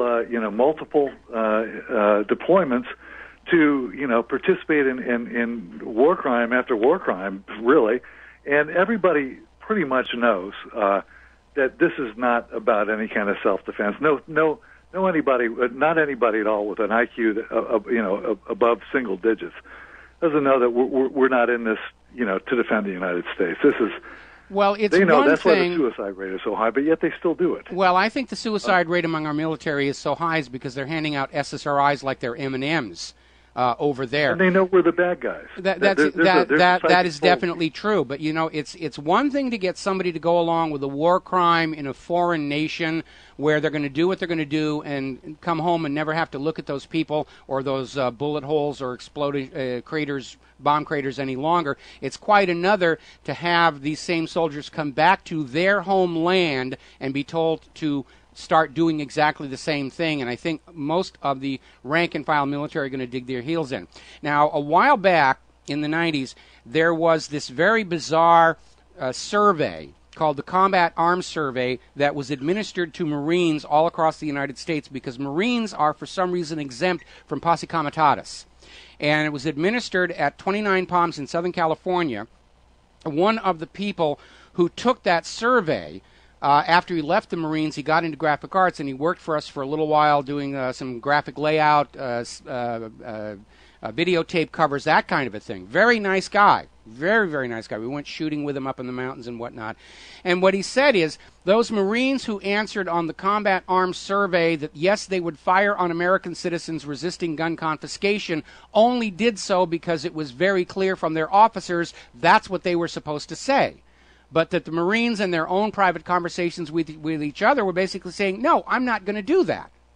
And so I think the idea, and again, some will, some won't, but I don't think it's a given that the vast majority of ordinary soldiers, sailors, and air people are going to be comfortable with dropping bombs and shooting bullets at their home country. Because part of that whole propaganda that leads them off to war is, we love our country, we must do this to these other people because we've got to protect our country. Then to turn those same people around and say, go into your home country, the United States, and start shooting up the place because we don't like the fact that those people don't agree with the government. I think there's going to be a huge amount of resistance. Yes, the upper command is already co-opted and compromised, and I wouldn't count on them. But, when you get the American Army coming into the American country, their enthusiasm is going to be very much, at the bottom. Meanwhile, you're going to have American patriots who are fighting for their homes and families that are within eyesight. And if there's one lesson we learned out of Vietnam is even the best equipped foreign invading army is not going to fight as effectively as people who know they are fighting for their own homes. And that was the lesson of Vietnam. Well, and Michael, I agree it's not a given. However, I'm also saying it's not a given the other way either. One of the things I do want to bring up that you had on your website yesterday, which was, I think, very, very spot on, was that Marine Corps colonel who went to some town hall meeting and talked about the militarization of the cops and how to get around posse comitatus. Look, there's no shortage of ordinary Americans who become cops who don't have any problem with beating or killing or torturing or whatever. That sort of person, that sort of person is drawn to uniforms and badges so they can strut around and wear mirrored sunglasses and say, "Respect my authority." That's right. There's an element of that, I would tell you, in the military as well, but not as much. But I think that's right on. Rather than that's the thrust. That guy was dead on it. Rather than having the military back so much, it's the militarization of the police forces and law enforcement. And there's no question about that. There's no question about that. The reason the police are being encouraged and allowed to be so abusive against the American people is to condition us to be afraid of those police uniforms. It's part of the psychological repression. But there was this other video we put up at whatreallyhappened.com where this very overbearing, power-mad bitch was screaming at all these people, "Stop taking pictures, get out of here, I'm pressing charges," wound up in a wrestling match with one of the people and put on the ground, and everybody was standing around laughing at this uniform and badge, and that's a really powerful psychological trick. When these people are overbearing with their authority, like TSA or whatever, is to find them ridiculous, make fun of them, and just belittle them, because guess what? That's all First Amendment protected speech. And they can't do a thing about it. And if they try, then you sue them for assault. But their natural reaction to that, Michael, is to lash out with more brutality. They don't want to be laughed at. Well, again, if you can get them to lash out with brutality without a just cause, you take them to court and you sue civilly. and you make the state government start paying through the nose for all this behavior. It's happening all across the country. It doesn't get a lot of coverage in the media, but a lot of citizens and a lot of communities are fighting back against these police forces because they're not serving the public interest any longer. And, ridiculing them is about the most effective thing that we can do right now. That is within the letter of the law. Well, that's true, although it definitely has its risks. But, anything that you do to stop tyranny and dictatorship is going to have an element of risk, and you might as well get used to that right now. Okay, we got to take a break for commercials. Thank you for the call, Peter. We'll be right back. And aloha, America. Welcome back to the show here. And 2 weeks from today, I'm coming up on another birthday. My age is classified information now. And I'm reading this story. Boy, talk about reasons to feel really old. Voyager 1 has now left the solar system. There's still a bit of a debate. Where does the solar system really end? Well, when I was a kid, it ended with the orbit of Pluto. Now they know there's the Oort cloud and various other outer solar system phenomenon, and ending with what is called the heliopause, which is the point in space where the pressure of the solar wind from the sun is met by pressure from interstellar space and comes to a halt, hence the name heliopause. And apparently Voyager 1 is now deemed to have now entered interstellar space. And I worked on that mission back when it was close at home, Jupiter. And now it's outside the solar system in interstellar space, carrying that little record on the side with greetings and samples of music from planet Earth. And there was a joke inside NASA after Voyager 1 was launched. Somebody on the teletype said, "Greetings from outer space, received your record, send more Chuck Berry." Those were the days when we could build spaceships that actually lasted and got on out there, because also I'm looking at the story regarding the Kepler telescope, which was launched only a couple of years ago. This is the one that's out there. It's supposedly searching for planets around other stars. And it was put up there with what are called reaction wheels to point the telescope. It doesn't have reaction control jets which run out of fuel. It basically has these large flywheels that motors drive around to move the telescope into position and hold it. It had 4 reaction wheels. 3 need to be functioning to accurately point the telescope, and apparently the second one started failing last year. They put it into a safe mode while they tried to figure out what they were going to do about it. On August 8th, they attempted to restart. Both failed reaction wheels, could not get them to work, so the Kepler mission is now officially over. What a heartbreak for those people working on that project. And I remember all the way back when we were on Viking, and I know it was, promoted as first successful soft landing on Mars, which it was, kind of, sort of, maybe, because on Viking we were deeply aware that Russia actually did succeed in setting down a spacecraft on the surface of Mars before we did, but it operated on the surface of Mars for a grand total of 12 seconds before it gave up the ghost. And having been involved in this whole process there, we just couldn't imagine the heartbreak of those Russians to go through building, designing, launching, waiting the coast phase. It lands, it's on the surface, it's sending a message, and poof, it's gone. I'll bet there was a lot of vodka tossed back that night. And really, the ills with our space program do go back to NASA's management. And we ought to basically look at those people, at those consuls, those engineers, those scientists. They really still, to this very day, represent what is best with what America can do. They're just unfunded. No bucks, no Buck Rogers. And it's a shame to see Kepler go, but there is no cheap road into space. It's very dangerous up there. It's a very hostile environment. And you can value engineer your space program to the point of failures, as we saw on Challenger and Columbia, the Mars Polar Lander, Mars Climate Observer. Half the group was using metric, the other half were using avoirdupois, and they literally rammed the ship into the planet Mars because they had the wrong numbers. And it all comes back to cost-cutting and politically expedient decisions. made by NASA's management. And again, I get a lot of emails from the carbon Nazis who are still out there trying to say human-caused global warming is real because NASA agrees it's real. Well, NASA's a government agency, and their management take their checks every month along with whatever directions come from those who sign that checks. And I remember very clearly on the Viking missions, we had 2 life sciences experiments.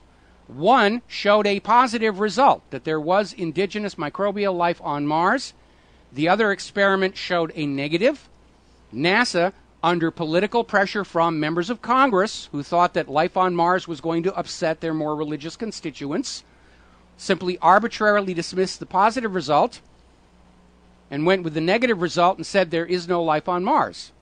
Then it came out that that negative result was a false negative. That experiment could not have worked given the soil chemistry on Mars. And to this day, NASA will not go back and admit they were wrong, even though scientists in other countries have looked at the original Viking data and said, yeah, there's no question they found life on Mars. Can't have that. Would be a socially transformative event for people to know there's life on other worlds. They might stop being willing to kill each other off and say, we have to unite together and go find those other life forms. Remember when Curiosity put down on Mars? And they were into it about a month, and all of a sudden we were getting all these leaks that Curiosity had found something that was going to rewrite the science textbooks. They were going to announce it next week. Next week came and went, not a mention. So I think NASA is still playing its games. And remember, this is the same NASA management that ignored the engineers at Morton Thiokol and launched the Challenger with frozen O-rings. The same NASA management who thought it was okay to put Columbia up there without an EVA suit, without the little manipulator arm, just said, well, let them stay up there the entire mission and cross our fingers when they come crashing back into the atmosphere, which is ultimately what they did. NASA really was much better when the scientists were in charge. And those were the golden days, the glory days of NASA. So now Voyager is out in interstellar space, and Kepler is basically over and done with. Very, very, very frustrating. Getting back here down to Earth, very interesting story here. Apparently, Microsoft is now being sued over their Surface tablet. Because apparently, along with overstating its capabilities and durability to the customers, Microsoft misrepresented the sales figures to their shareholders. And now that the real numbers have come out, the shareholders are suing Microsoft, calling their Surface RT an unmitigated disaster. And we knew it was going to be a problem, first of all, because it was cursed with Windows 8, which nobody liked. And in this NSA-bugged state, everybody wants to go back to XP. And Microsoft's attitude is, no, you will not use XP anymore. You will have the new, improved, buggier, infiltrated DRM version of the operating system, or you will have nothing at all, which is why so many people are going over to Linux. But apparently the shareholders are very angry with Microsoft and all the losses they suffered from this tablet. Plus, it wasn't durable. It was falling apart. And I think the warning sign for most people were those very spectacular commercials of all the kids just dancing around and flinging the tablets around like a fashion accessory, which is not how you market computer equipment to computer-savvy people. You don't spin them on your finger and have people dancing around and slapping the keyboards on and off. The fact that the commercials took that tone showed that they didn't really have much of anything inside the tablet itself that was worth crowing about.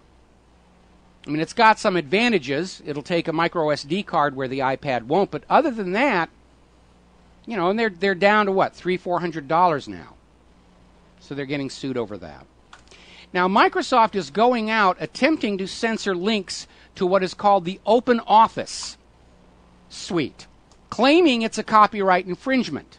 And it isn't, because Open Office is written by the user community. It does not copy the look and feel of Microsoft Office, especially as it gets glitzier and glitzier. But Microsoft sees it as competition to their Office suite, and they're basically trying to say, we're still deciding whether it's really or not copyright infringement, but take it down just in case. And apparently Microsoft is sending DMCA takedowns to Google to remove search engine links to places where you can download OpenOffice. And it is a very powerful Office suite. It's certainly adequate for my needs. I don't need all the extra bells and whistles that Microsoft puts into to their Office products to try and create value added. I just want simple word processing spreadsheet, and I'm happy.